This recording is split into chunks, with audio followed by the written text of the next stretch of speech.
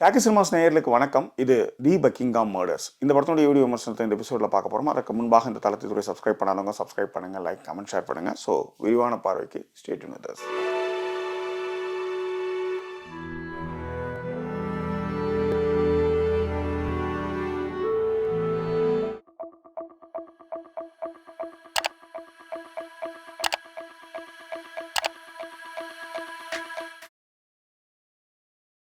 த Buckingham murders 2023 crime thriller ஜானர்ல வெளியான திரைப்படம். ஹன்சல் மேத்தா இந்த படத்தை இயக்கியிருக்காங்க. இப்போ இந்த படத்தினுடைய கதை என்ன அப்படின்னு பார்த்தீங்கன்னா, கரீனா கபூர் அவங்க தான் ஜாஸ் பாம்ரா. இவங்க ஒரு பிரிட்டிஷ் இந்தியன் டிடெக்டிவ். இவங்க ஏற்கனவே ஒரு பெரிய இழப்பை சந்திச்சிருக்காங்க. ஒரு டிரான்ஸ்ஃபர் அவங்களுக்கு வருது. அவங்க என்ன பண்றாங்க, பக்கிங்ஹாம் ஷேர் அப்படின்ற ஒரு இடத்துக்கு போறாங்க. போனதுமே அவங்க ரெஸ்ட் கூட எடுக்க முடியல. அவங்களுக்கு கையில ஒரு கேஸ் கட்டு வருது. என்னன்னா, ஒரு பையன் ஸ்கூலுக்கு போன பையன் வீட்டுக்கு வரல அப்படின்ட்டு. அது இந்தியா வம்சாவளியை சேர்ந்த பையன். அவன் ஸ்கூலுக்கு போறான், காணாம போயிடுறான் அப்படின்றதான் அந்த கேஸ் அவன் கையில் எடுக்கிறாங்க. அந்த கேஸ் நூல் பிடிச்சிட்டு போகுது. அதில் வெற்றி பெற்றாங்களா இல்லையா அப்படின்றத இந்த திரைப்படத்துடைய கதை. படத்தை முழுசா தாங்கி நிறுத்துறது கரீனா கபூர் தான். சூப்பரா அவங்களுடைய பர்ஃபார்மன்ஸ் பண்ணியிருக்காங்க. மிக முக்கியமாக கோவம் ஆற்றாமைகள்லாம் வந்தாலும் நம்ம இந்தியன் லாஸ்னு ஒன்று இருக்கு, பிரிட்டிஷ் லாஸ்னு ஒன்று இருக்கு இல்லையா. நம்ம குழந்தைங்களை அடிக்கலாம், நம்ம ஊரை உதைக்கலாம், என்ன பண்ணலாம். ஆனா இந்த ஊரை பொறுத்தவரையும் குழந்தை மேல கையே வைக்க கூடாது. இப்ப இந்த மாதிரியான ஒரு விஷயத்துல அது ஒருத்தனை புலையரும் நாலு அரைஞ்சு அவங்ககிட்ட உண்மையை வாங்கலாம்னா அங்க முடியாது. அந்த மாதிரி இடத்தெல்லாம் அவங்க ரொம்ப சூப்பரா கரீனா கபூர் நிஜமாக பண்ணியிருந்தாங்க. கதாபாத்திரங்கள் எல்லா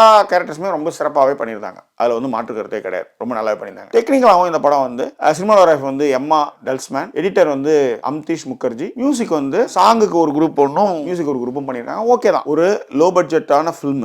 இந்த ஃபில்முக்கு என்ன தேவையோ அது மாதிரியான டெக்னிக்கல் பர்சன்ஸை பிடிச்சி போட்டிருக்காங்க. சினிமாட்டோகிராஃபி எல்லாமே ரொம்ப நல்லாவே இருந்தது. வாட் இஸ் மைனஸ் பாயிண்ட் அப்படின்னா, எனக்கு மைனஸ் பாயிண்ட்னு பார்க்கறது பார்த்தா இன்னும் பெருசா இல்லை. ஏன்னா இந்த ஊருக்கு நம்ம வந்ததுனால ஓரளவுக்கு இந்த ஊரினுடைய விஷயம் நம்மளுக்கு புரியுது. இப்போ உதாரணத்துக்கு இந்த ஊர்ல எவனுமே ரோட்ல நடக்க மாட்டான், ரோட்ல ஓட மாட்டான். ஆனா நம்ம ஊர் அப்படி கிடையாது. ரோட்ல உட்காருவோம், காரை நிறுத்துவோம், என்ன வேணாலும் பண்ணுவோம். இங்க பிளாட்ஃபார்மை தவிர வேற எங்க, உதாரணத்துக்கு கரீனா கபூர் ஜாக்கிங் வருவாங்க, ரோட்ல ஓடிடுவாங்க, நடு ரோட்ல ஓடிடுவாங்க. அது மாதிரி அது லைட்டுக்காக வச்சு எடுக்காங்கன்னு வச்சுக்காங்களேன். பட் ஆனா இந்த ஊர் அப்படி யாருமே வரமாட்டாங்க. ரோடுனா அதுல கார் போகும், அவ்வளவுதான். நடந்து போனா அவன் பிளாட்ஃபார்ம்ல தான் நடக்கிறான். இது மைனஸ் பாயிண்ட்லாம் கிடையாது, பட் சொல்லணும்னு தோணுச்சு. What is the take away எப்படின்னா, இந்த கதையில இந்தியர்கள் பாகிஸ்தானிகள் இங்க வந்ததுக்கு அப்புறம் அவங்க என்னெல்லாம் பண்றாங்க அப்படின்னு ஒரு விஷயம் இருக்குல்ல. எப்படி அவங்க ட்ரக் டீலிங்லாம் பண்றாங்க, அந்த ட்ரக் டீலிங்ல இதுல என்ன மாதிரியான விஷயங்கள்லாம் இவங்க நடக்குது, பாகிஸ்தானி, இந்தியா, சீக்ஸ் இவங்கலாம் எப்படி அது உள்ளார இன்க்ளூட் ஆகுறாங்கன்ற ஒரு மறுபக்கத்தையும் இந்த படம் தைரியமா எடுத்துரைக்குது. பொதுவா இப்படி ஒரு படம் எடுக்கும்போது என்ன பண்ணும், நாங்க எவ்வளவு யோகியம் தெரியுமா, பிரிட்டிஷ்காரன் எவ்வளவு தப்பு தெரியுமா அப்படின்னு தான் எடுப்பாங்க.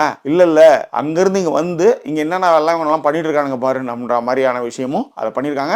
உண்மையிலே நிறைய இடங்கள்ல போலீஸ் சேசிங் அந்த மாதிரி விஷயங்கள்லாம் ரொம்ப நல்லாவே இருந்தது. பார்க்கறதுக்கு ஒரு எடுத்தங்கவுத்தன்னு எடுக்காம நல்லாவே எடுத்திருந்தாங்க. வாட் இஸ் த கன்க்ளூஷன் ரேட்டிங்னா, படத்துக்கு ரேட்டிங் 5க்கு 3. ஒரு மினிமலான ஃபிலிம் தான். ஆனா சின்ன சின்ன ட்விஸ்ட் மூலமா இந்த படத்தை நம்மள சுவாரஸ்யப்படுத்த வச்சிருக்காங்க. கிரைம் த்ரில்லர் ரசிகர்கள் கண்டிப்பா இந்த படத்தை ஒன் டைம் வாட்சபிள். இது நெட்ஃபிளிக்ஸ்ல அவைலபிளா இருக்கு. பார்த்து என்ஜாய் பண்ணுங்க. ஸோ வேற என்ன, இன்னும் வேறு ஒரு எபிசோட்ல உங்களை நான் சந்திக்கிறேன். அதுவரை நன்றி கூறிவிடுவது உங்கள் ஜாக்கி சேகர். நன்றி, வணக்கம்.